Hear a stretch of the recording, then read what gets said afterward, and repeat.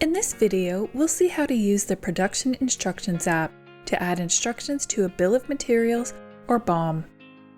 From your production BOM, choose Instructions, and then add any type of instructions. Simply add a description of the instructions, and then add the details.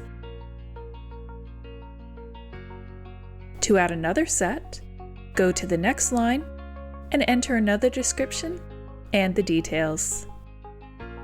You can make the text into a numbered list and highlight important information.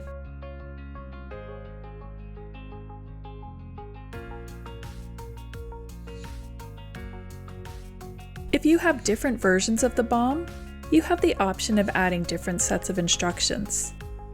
Save time by copying an existing BOM or BOM version, which will also copy the instructions. Then you can update the instructions as needed. When production orders are created from the BOM, the instructions are automatically added.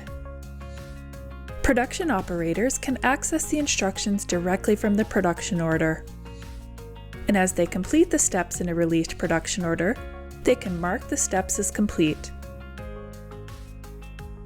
Contact Nix Systems for more information.